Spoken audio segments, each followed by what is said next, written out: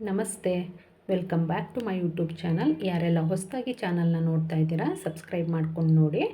ಈ ದಿನ ಬಂದು ರಾಯರ ವಾರದ ದಿನ ಆಗಿರುತ್ತೆ, ಅಂದರೆ ಗುರುವಾರದ ದಿನದ ವಿಡಿಯೋ ಆಗಿರುತ್ತಿದ್ದು.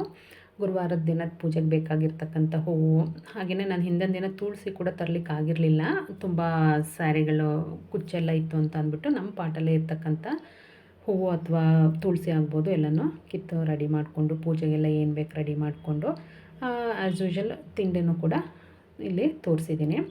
ಈಸಿಯಾಗಿರ್ತಕ್ಕಂಥ ಬೆಳಗಿನ ತಿಂಡಿನೂ ಕೂಡ ಇಲ್ಲಿ ಶೇರ್ ಮಾಡಿದ್ದೀನಿ. ಹಾಗೆ ಸಾಂಬಾರು ರೆಸಿಪಿನೂ ಕೂಡ ನಾನಿಲ್ಲಿ ಶೇರ್ ಮಾಡಿದ್ದೀನಿ. ಬನ್ನಿ ಒಂದು ಪುಟ್ಟದಾದಂಥ ರಂಗೋಲಿ ಡಿಸೈನ್ನ ನೋಡ್ಕೊಂಬರೋಣ.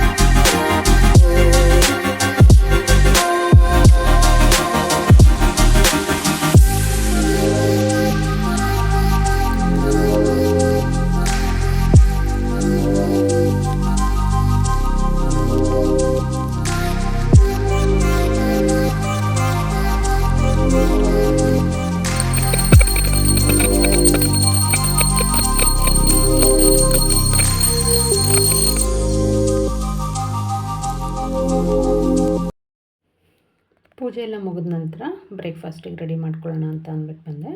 ಬ್ರೇಕ್ಫಾಸ್ಟಿಗೂ ಮುಂಚೆ ಸಾಂಬಾರಿಗೆ ನಾನಿಲ್ಲಿ ಪಾಲಕ್ ಸೊಪ್ಪನ್ನ ತೊಗೊಂಡಿದ್ದೆ. ಹಾಗೆ ಅದನ್ನೆಲ್ಲ ಕ್ಲೀನ್ ಮಾಡಿ ಹಿಂದಿನ ದಿನವೇ ಇಟ್ಕೊಂಡಿದ್ದೆ. ಅದನ್ನು ನೀಟಾಗಿ ಕಟ್ ಮಾಡಿ ನೀರಲ್ಲಿ ತೊಳೆದು ಸಾಂಬಾರಿಗೆ ಹಾಕೊಳ್ಳೋಣ ಅಂದ್ಬಿಟ್ಟು ಹೆಸರು ಕಾಳು ಜೊತೆಗೆ ಪಾಲಕ್ ಸೊಪ್ಪನ್ನ ಯೂಸ್ ಮಾಡಿ ನಾನು ಸಪ್ಪೆ ಸಾರು ಅಥವಾ ಉಪ್ಪು ಸಾಂಬಾರು ಅಂತ ಹೇಳ್ತೀವಿ ನಮ್ಮ ಕಡೆ, ಅದನ್ನು ಮಾಡೋಣ ಅಂತ ಅಂದ್ಬಿಟ್ಟು ಸಾಂಬಾರು ಮಾಡಿ ಇಟ್ಕೊಂಡ್ರೆ ನನಗೆ ಮಧ್ಯಾಹ್ನಕ್ಕೆ ಈಸಿ ಆಗುತ್ತೆ ಮುದ್ದೆ ಅಥವಾ ರೈಸ್ನ ಮಾಡ್ಕೊಳ್ಳಿಕ್ಕೆ ಅನ್ನೋ ಕಾರಣಕ್ಕೆ ಸಾಂಬಾರನ್ನು ಕೂಡ ರೆಡಿ ಮಾಡ್ಕೊತಿದ್ದೆ ಬ್ರೇಕ್ಫಾಸ್ಟ್ ಮಾಡೋವಾಗಲೇ. ಜೊತೆಗೇ ಸಾಮಾನ್ಯ ಯಾವಾಗಲೂ ಹಾಗೆ ಮಾಡ್ಕೊಳ್ತೀನಿ. ಸಾಂಬಾರು ಮತ್ತು ಪಲ್ಯ ಮಾಡಿ ಇಟ್ಕೊಂಡ್ರೆ ನನಗೆ ಮಧ್ಯಾಹ್ನಕ್ಕೆ ತುಂಬಾ ಈಸಿ ಆಗುತ್ತೆ. ಹಾಗಾಗಿ ಸೊಪ್ಪನ್ನೆಲ್ಲ ಕಟ್ ಮಾಡಿ ಒಂದು ಪಾತ್ರೆಗೆ ಹಾಕ್ಕೊಂಡು ಒಂದು ಸ್ವಲ್ಪ ಉಪ್ಪು ಅಥವಾ ಉಪ್ಪು ಮತ್ತು ಅರಶಿನ ಎರಡನ್ನೂ ಸೇರಿಸಿ ತೊಳ್ಕೊಳ್ತೀನಿ.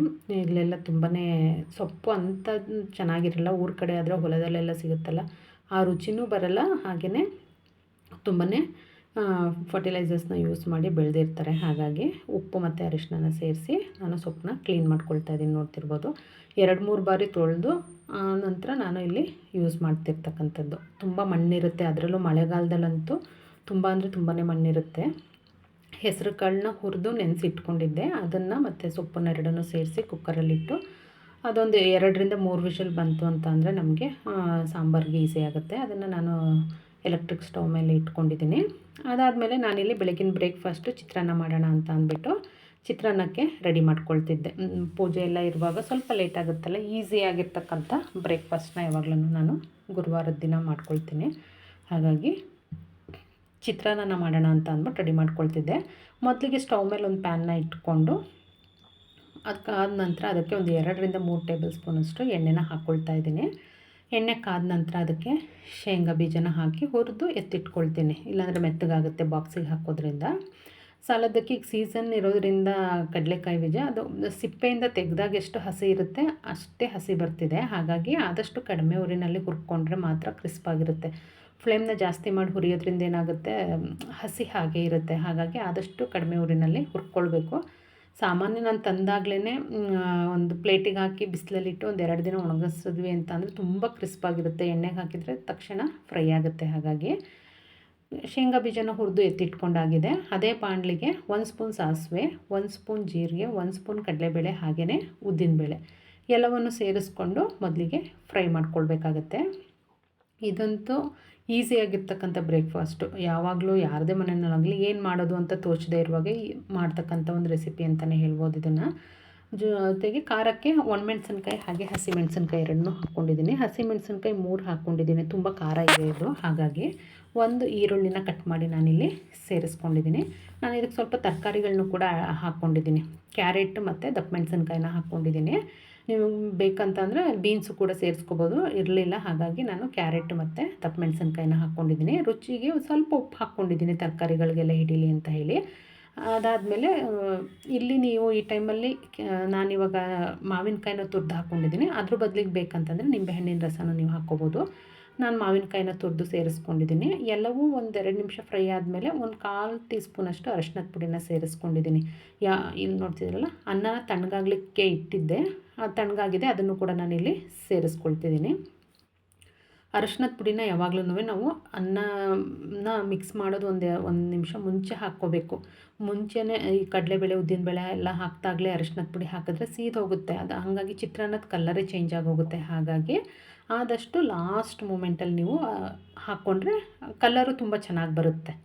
ನೋಡ್ತಿದ್ದೀರಲ್ಲ, ಅನ್ನನೂ ಸ್ವಲ್ಪ ಬಿಸಿ ಇತ್ತು, ಒಗ್ಗರಣೆನೂ ಬಿಸಿ ಇತ್ತಲ್ಲ, ಹಾಗಾಗಿ ನಾನು ಸ್ಪೂನ್ ಸಹಾಯದಿಂದ ಮಿಕ್ಸ್ ಮಾಡ್ತಿದ್ದೀನಿ. ಇಲ್ಲ ಅಂತ ಅಂದರೆ ಕೈಯಿಂದ ಮಿಕ್ಸ್ ಮಾಡಿದ್ರೆ ಚಿತ್ರಾನ್ನ, ಪುಳಿಯೋಗರೆ ಇದೆಲ್ಲ ತುಂಬಾ ಚೆನ್ನಾಗಿರುತ್ತೆ ರುಚಿ. ಹಾಗೆಯೇ ಅನ್ನ ಸ್ವಲ್ಪ ಉಂಡೆಗಳ ಥರ ಇರುತ್ತೆ ನೋಡಿ, ಅದನ್ನೆಲ್ಲ ಕೈಯಲ್ಲಿ ಕಲಿಸೋದ್ರಿಂದ ನೀಟಾಗಿ ಒಡೆದು ಕಲಿಸ್ಬೋದು. ನಾನು ತುಂಬ ಬಿಸಿ ಇರೋದ್ರಿಂದ ಮೊದಲಿಗೆ ಸ್ಪೂನಲ್ಲಿ ಮಿಕ್ಸ್ ಮಾಡಿಕೊಂಡು ಅದಾದಮೇಲೆ ನೀಟಾಗಿ ಕೈಯಲ್ಲಿ ಮಿಕ್ಸ್ ಮಾಡ್ಕೊಳ್ತೀನಿ. ನೋಡ್ತಿದ್ದೀರಲ್ಲ, ಈಸಿ ಮತ್ತು ಕಲರ್ಫುಲ್ ಆಗಿರ್ತಕ್ಕಂಥ ಬ್ರೇಕ್ಫಾಸ್ಟ್ ಅಂತಲೇ ಹೇಳ್ಬೋದು. ಟೇಸ್ಟ್ ಕೂಡ ತುಂಬಾ ಚೆನ್ನಾಗಿರುತ್ತೆ.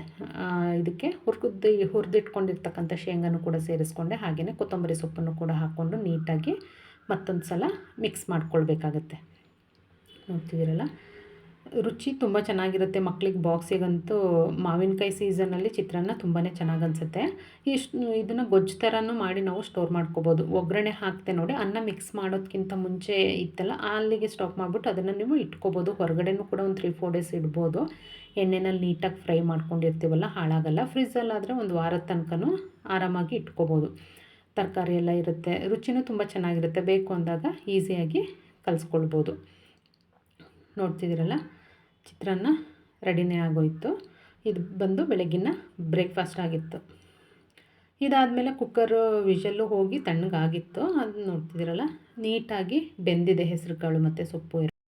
ಇದಕ್ಕೊಂದು ಒಗ್ಗರಣೆ ಹಾಕ್ಕೊಂಡ್ವಿ ಅಂದರೆ ಸಾಂಬಾರು ರೆಡಿನೇ ಆಗೋಗುತ್ತೆ. ಒಂದು ಪಾತ್ರೆನ ಇಟ್ಕೊಂಡು 1 ಸ್ಪೂನ್ ಎಣ್ಣೆ ಹಾಕ್ಕೊಂಡು ಸಾಸಿವೆ, ಜೀರಿಗೆ, ಹಸಿಮೆಣಸಿನ್ಕಾಯಿ, ಒಣಮೆಣಸಿನ್ಕಾಯಿ, ಹಾಗೆಯೇ ಬೆಳ್ಳುಳ್ಳಿನ ಜಜ್ಜಿಬಿಟ್ಟು ಹಾಕ್ಕೊಂಡ್ರೆ ರುಚಿ ತುಂಬ ಚೆನ್ನಾಗಿರುತ್ತೆ. ಇಲ್ಲಿ ಖಾರಕ್ಕೆ ನಾನು ಮೈಲ್ಡಾಗಿ ಹಾಕ್ಕೊಂಡಿದ್ದೀನಿ ಹಸಿಮೆಣಸಿನ್ಕಾಯಿ ಮತ್ತು ಒಣಮೆಣಸಿನ್ಕಾಯಿ. ಇದಕ್ಕೆ ಉಪ್ಪು ಸಾಂಬಾರು ಖಾರನೂ ಕೂಡ ನಾವು ಮಾಡಿಟ್ಕೊಂಡಿರ್ತೀವಿ. ಹಾಗಾಗಿ ನೋಡ್ತಿದ್ದೀರಲ್ಲ, ಒಗ್ಗರಣೆ ರೆಡಿಯಾಗಿದೆ. ಇದಕ್ಕೆ ಬೇಯಿಸ್ಕೊಂಡಿರ್ತಕ್ಕಂಥ ಹೆಸರು ಕಾಳು ಮತ್ತು ಸೊಪ್ಪನ್ನು ಸೇರಿಸ್ಕೊಂಡು ರುಚಿಗೆ ತಕ್ಕಷ್ಟು ಉಪ್ಪನ್ನು ಹಾಕ್ಕೊಂಡು ಒಂದು 2 ನಿಮಿಷ ಓಪನ್ ಆಗಿಯೇ ನಾವು ಬೇಯಿಸ್ಕೊಂಡ್ವಿ ಅಂತ ಅಂದರೆ ನಮಗೆ ಸಾಂಬಾರು ರೆಡಿಯಾಗುತ್ತೆ. ರುಚಿ ತುಂಬಾ ಚೆನ್ನಾಗಿರುತ್ತೆ. ಮಾಡೋದು ಈಸಿ, ರುಚಿ ಮುದ್ದೆ ಅನ್ನಕ್ಕೆಲ್ಲ ಒಂದು ಒಳ್ಳೆ ಕಾಂಬಿನೇಷನ್ ಅಂತಲೇ ಹೇಳ್ಬೋದು. ನೋಡ್ತಿದ್ದೀರಲ್ಲ, ಸಾಂಬಾರು ರೆಡಿನೇ ಆಯ್ತಿದ್ದು. ಇದು ಬಂದು ಇವತ್ತಿನ ವಿಡಿಯೋ ಆಗಿತ್ತು. ಯಾರೆಲ್ಲ ಹೊಸದಾಗಿ ಚಾನಲ್ನ ನೋಡ್ತಾ ಇದ್ದೀರಾ ಸಬ್ಸ್ಕ್ರೈಬ್ ಮಾಡಿಕೊಂಡು ನೋಡಿ, ಹಾಗೆಯೇ ಸಪೋರ್ಟ್ ಮಾಡಿ. Thank you for watching.